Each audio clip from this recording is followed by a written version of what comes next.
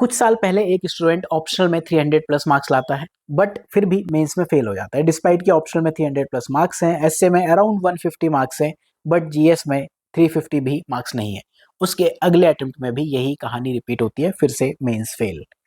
इस वीडियो में मैं बात करूंगा, अभी मेंस का रिजल्ट आया, बहुत सारे स्टूडेंट पास हुए, बहुत सारे बहुत ज्यादा स्टूडेंट फेल हुए। तो आप लोग मेंस में फेल हो क्यों जाते हो? ये जो मैंने आपको अभी एक स्टूडेंट की कहानी बताई, वो कोई और नहीं, मैं खुद हूं। और इसमें अगर आपको लगे कि मैं आपको ब्लेम कर रहा हूं, तो उससे पहले खुद के एक्सपीरियंसेस आपको शो कर रहा हूं। द रियल रीजंस ये वो नहीं है जो आप सोचते हो यूपीएससी में फेलियर के। पहली चीज, मैं आपको कुछ क्लैरिटी देना चाहता हूँ, ये एक कंसोलिंग वीडियो नहीं है। कई लोग सिनॉप्सिस से सिलेक्ट हुए मेंस में, अभी तक जो डेटा है 120 प्लस सिलेक्टेड है। फाइनल में इसमें आते आते अभी कुछ दिन में ये 160, 180 या 200 प्लस चला जाएगा। फाइनल रैंक्स 40 प्लस हो जाएंगी। लेकिन this is the half truth, thousands of students are failed जिन्होंने मेंस ज्वाइन किया था। ठीक है, इस पे हम एंड में बात करेंगे, सिलेक्ट कौन हो रहे हैं, क्यों हो रहे हैं। लेकिन अगर मैं ये कहने लगूं कि मेरे 120 या 140 या 240 के ऊपर मेंस में सिलेक्शन है, तो मुझे ये भी बताना चाहिए, मेरी मॉरल रिस्पॉन्सिबिलिटी है कि आपको बताऊं कि इतने हजार लोग मेंस में फेल हो गए। राइट? तो ये कंसोलिंग वीडियो नहीं है। इस लेक्चर में मैं आपको ये नहीं बताऊंगा डोंट वरी बेटा नेक्स्ट टाइम हो जाएगा, तुम्हारा बड़ा भाई तुम्हारे साथ है। सिंपैथी ठीक है, ये सब कोर्स बेचने के टाइम पे मैं कर लूंगा, जब मुझे कोर्स सेल करने होंगे।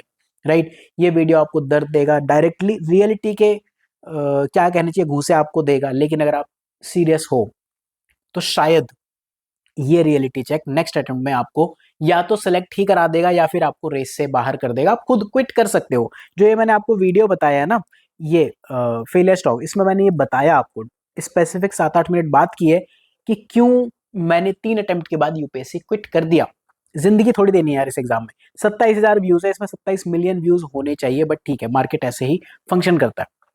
तो अगेन, ये कंसोलिंग वीडियो नहीं है, यहाँ पे मैं आपको कुछ भी ऐसे कंसोल करने वाली बातें नहीं बताने वाला हूँ। पहली चीज, पीपल आर नॉट स्टडीइंग। ये जो जोन है ना, यहाँ ये सारा जोन अगर आप देखो, इतने लोग, ये लोग पढ़ाइयाँ नहीं कर रहे हैं, ये कुछ और ही कर रहे हैं। देखो, ये स्टूडेंट्स के इश्यूज हैं, पॉइंट नंबर 2, और ये मार्केट कोचिंग्स के इश्यूज हैं। पहली चीज, मैं स्टूडेंट के इश्यूज पे बात कर लेता हूँ। पढ़ाई मत करो, पढ़ाई की बातें करो, ये सब चलता है। हमें पढ़ाई की टेंशन बहुत है, बट रियल टाइम जब पढ़ने की बात आती है नहीं पढ़ते। गाइडेंस सीरीज यहाँ देख लो, वहां देख लो, सिनॉप्सिस की गाइडेंस सीरीज देखेंगे, दूसरी तीसरी चौथी, 10 यूट्यूबर्स फॉलो करेंगे, अलग अलग तरह की बुक कलेक्ट करेंगे, पीवाईक्यूज हैं करने, लेकिन सॉल्व नहीं करेंगे।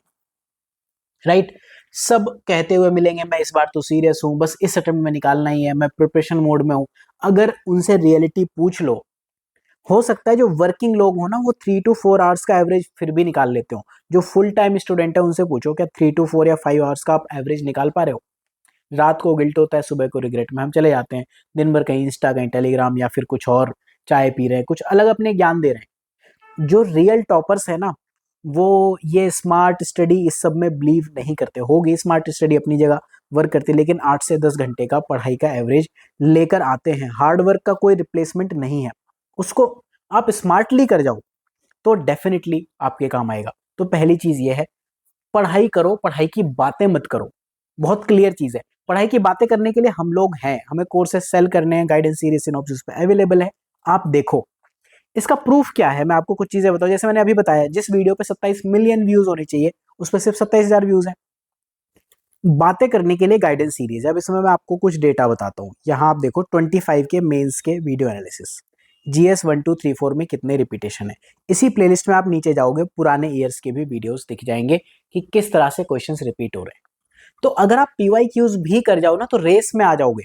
राइट? तो पहला पॉइंट ये है, पढ़ लो, यहीं पे आपका कंपटीशन कट हो जाएगा, आप इस जोन में तो आ ही जाओगे एटलीस्ट। फिर कुछ पॉइंट्स जो हमारे ऊपर वैलिड है as coaching institutes. Market is design to fail you. Coaching industry आपको पता है हजारों करोड़ का बिजनेस है। बिजनेस को रिपीट कस्टमर्स चाहिए। मान लो अगर मैं मार्केटिंग में 1,000 रुपए लगाता हूँ, तो मैं लाइफ टाइम कस्टमर वैल्यू 10-20 हजार रुपए तो एक्सट्रैक्ट करना चाहूंगा। आपका सिलेक्शन मेरा मेन एम नहीं है। मेरा मेन एम क्या है, आप बार बार आओ।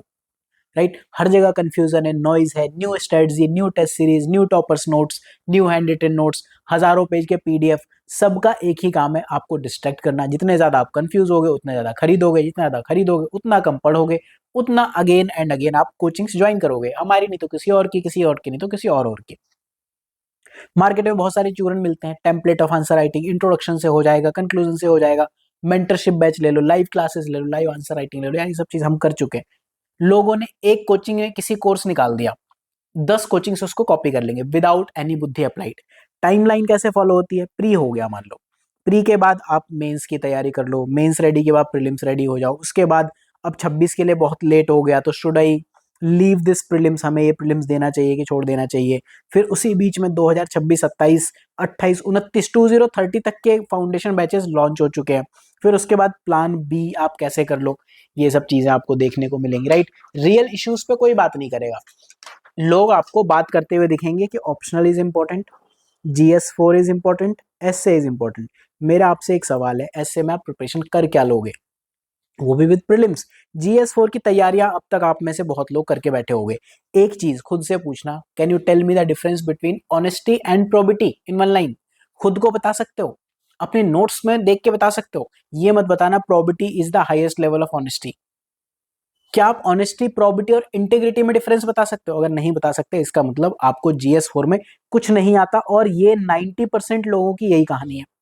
तो क्यों GS4 पहले प्रिपरेशन कर रहे हो, राइट। करंट अफेयर्स के नाम पे कोई आपसे ये बात नहीं करेगा कि कंटेम्प्रेरी इश्यूज और करंट अफेयर्स इनमें क्या डिफरेंस है, जो चीज सालों साल न्यूज में चलती है और जो कुछ एक साल न्यूज में आ रही है, राइट। इसका 80% वेटेज होना चाहिए, जो आपके स्टैटिक का पार्ट होना चाहिए, लेकिन गायब है।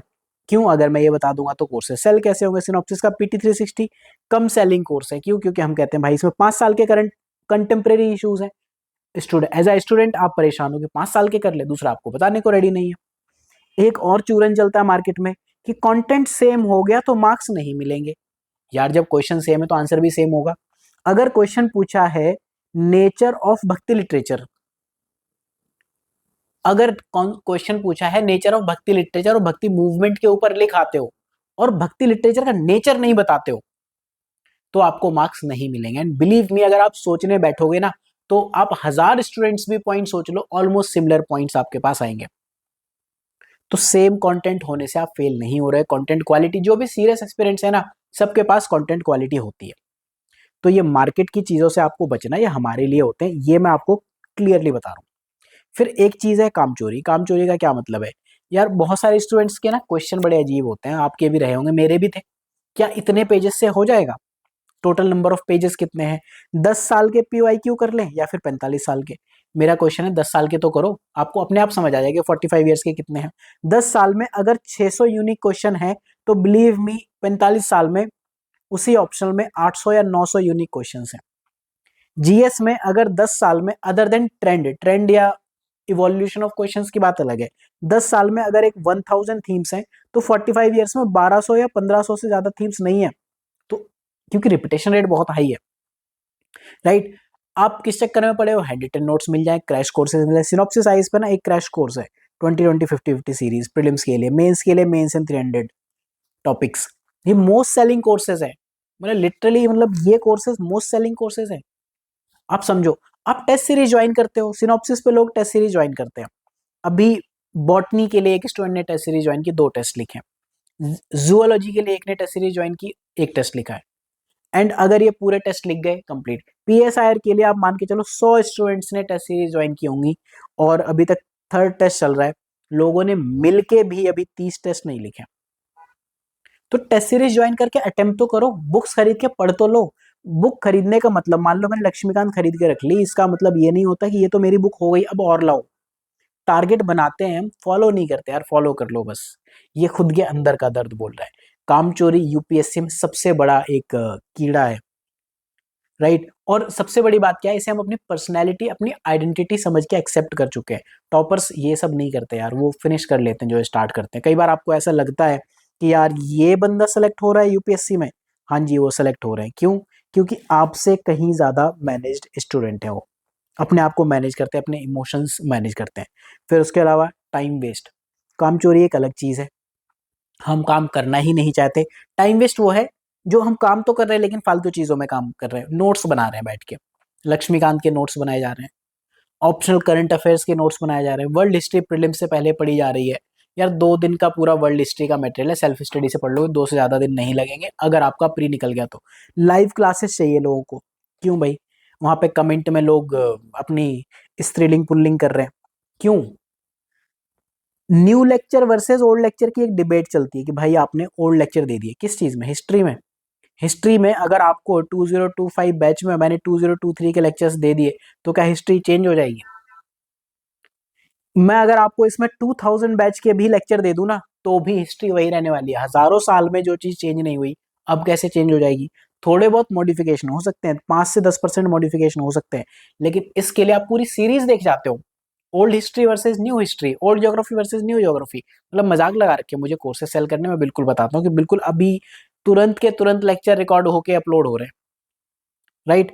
और टाइम वेस्ट एक और चीज में होता है, जिनका प्री नहीं पास होता है, मोस्टली स्टूडेंट्स 5 से 6 मंथ तो सोते हैं, ये दिसंबर जनवरी में नींद खुलती है, या जिनका मेंस निकल गया वो मेंस के रिजल्ट आने तक सोते हैं, ये मैं इस कैटेगरी में हूँ, ठीक है। तो ये इश्यूज तो हैं।